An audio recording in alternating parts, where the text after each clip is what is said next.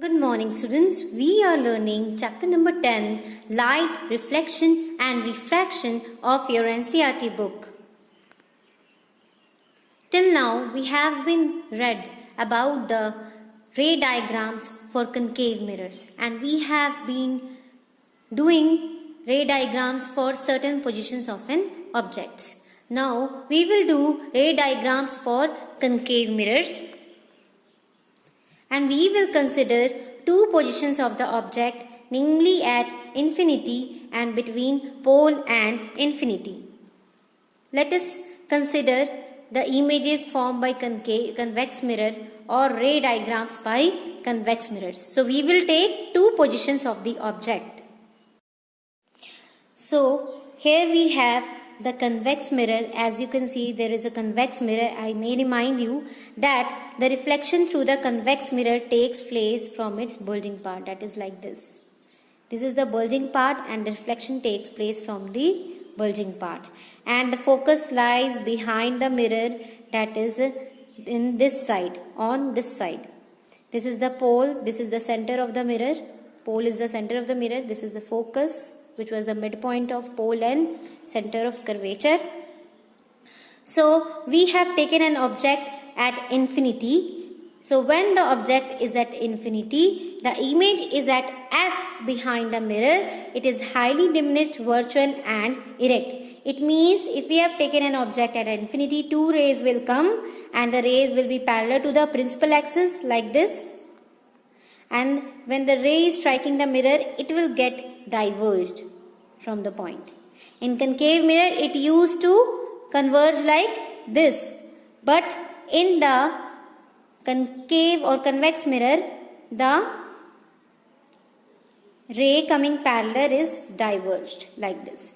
So the two rays which are coming from the object are parallel to the principal axis, and after they diverge like this, they get reflected from the mirror.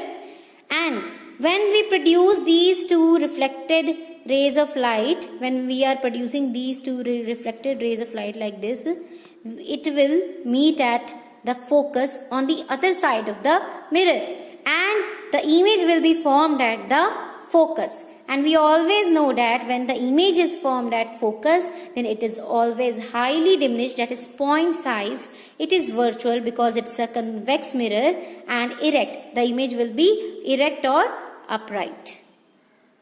So hope it is clear. Let me move to the next.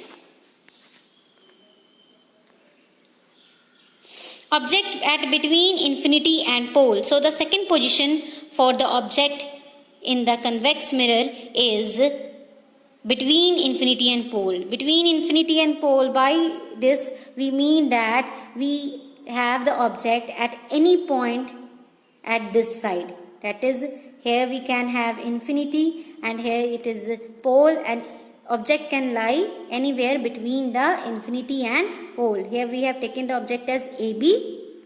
Now, any ray of light will come, passes parallel to the principal axis, and after that it will get reflected. Second ray of light we will take from the object passing through the center of curvature. Since we have to take two rays of light from the rules of reflection, we will take one ray of light parallel to the principal axis and one ray of light passing through the center of curvature. So after it is passes to the center of curvature on this side of, because the center of curvature lies on this side, that is the behind the mirror. So the reflected ray will also be passed through this ray of light.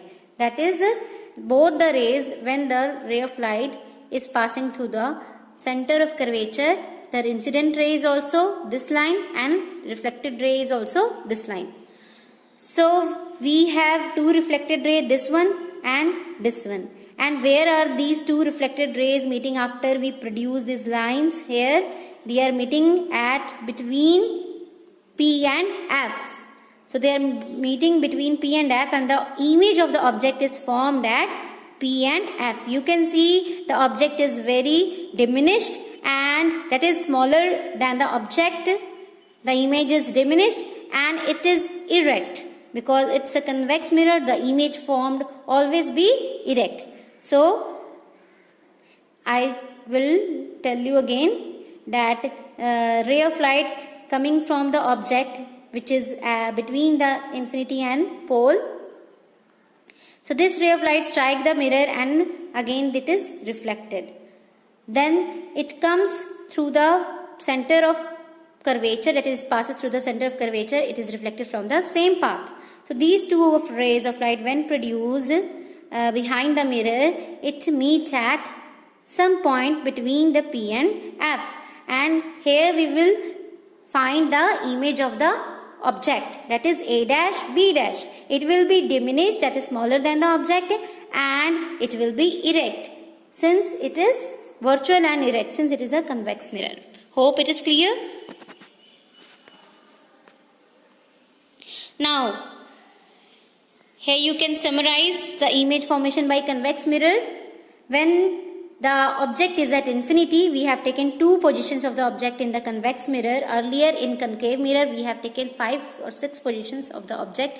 But in convex mirror, we will take only 2 positions, that the object is at infinity. The image will be formed at the focus, and when the image is formed at the focus, it is highly diminished, that is of point size. It will be virtual and erect. The nature of the image will be virtual and erect because it's a convex mirror and will always be behind the mirror. Next, when the object is between infinity and pole of the mirror, the image will be formed between P and F. It will be diminished, that is smaller than the size of the object, and it will be virtual and erect. Now, let us quickly revise the image formation by all 3 mirrors. We have 3 types of mirror, namely plane mirror, concave mirror and convex mirror. In plane mirror, the image is always formed virtual. It is always erect or upright, and the size of image is always the size of the object. Next, in concave mirror, the image is formed real, but only in one case the image of the object was formed as virtual. Next, the image is always inverted. Only when the image is formed virtual, only then it is erect. Otherwise, it is always inverted. The size of the image is enlarged for certain positions and diminished for others. Convex mirror, the image is always formed virtual and upright, that is erect, and it is always diminished.